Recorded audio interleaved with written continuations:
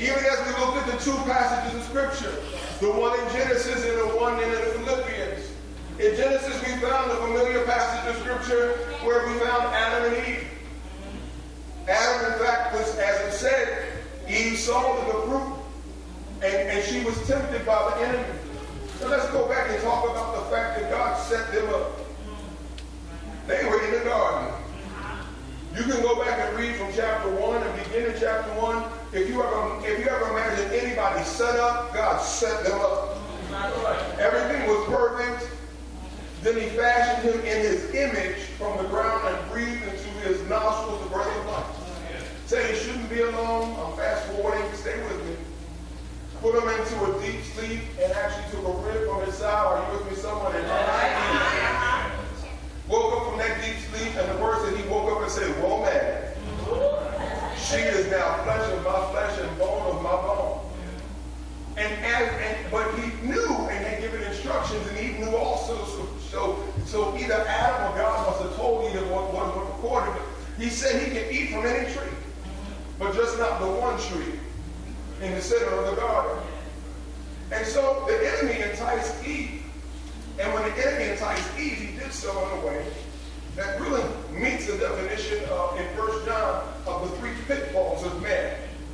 There's nothing new under the sun. The same thing that tempted them actually tempts us. Amen. It is the pride. It is the lust of the eyes, the lust of the flesh, and the pride of life. It's very simplistically those things. The enemy is strategic, but he uses the three things. The lust of the eye. It looks good to me. The lust of the flesh, it feels good to me. The pride of life, I deserve it.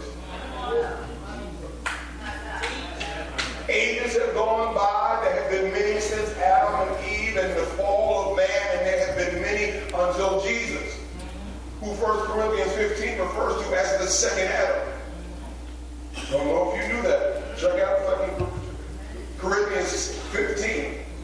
He's the second Adam.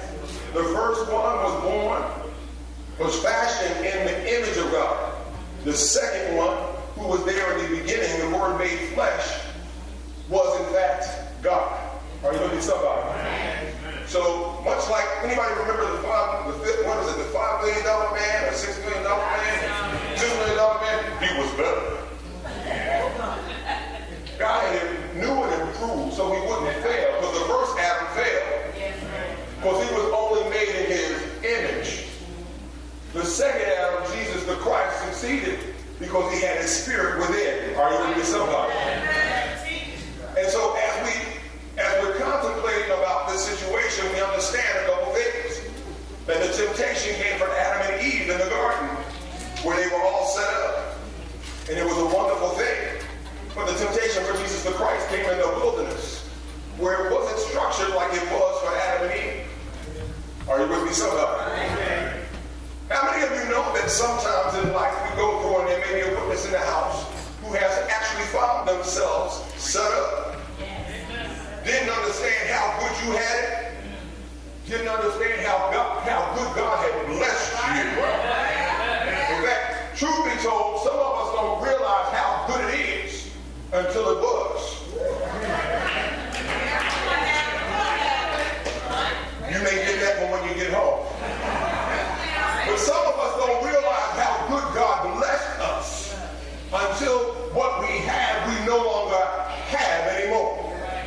We take it for granted and find that what we had, because we took for granted the fact that God blessed us, we end up losing it. Is there a witness in the house who can testify, not ashamed to talk about it? Yeah.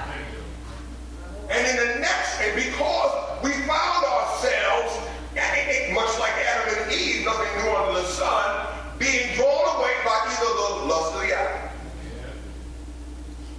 the lust of the flesh, or the pride of life. It was something that looked good to me, something that felt good to me, or something that I said I deserve. All right, let's be real. I don't know what her name was, man. You can fill in the blank. But life has taught us certain lessons, if you know what I'm saying. eating a bag of chips because that's what she wanted you to be. Until you got broke, busted, and disgusted. Is there a witness in the house? Spent every dollar I could to make sure she smiled. But she was arm candy on my arm, and it made me feel good every time I walked in the room because everybody in the house paused because I walked in with her.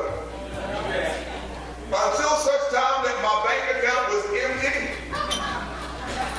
my spirit was broken, and she was gone. Go through a transition in life with someone who's just supposed to be like the ornament on a car, something that looks good.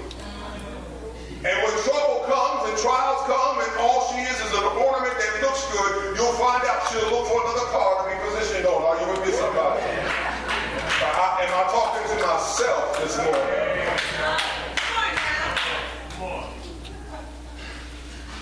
Now, some of the sisters, you have similar situations that have happened, and I'm not sure what his name was. But Lord knows you gave everything you possibly could give to that joker. And you look back in retrospect and you understand he didn't deserve not a minute of your time. How many people tried to tell him?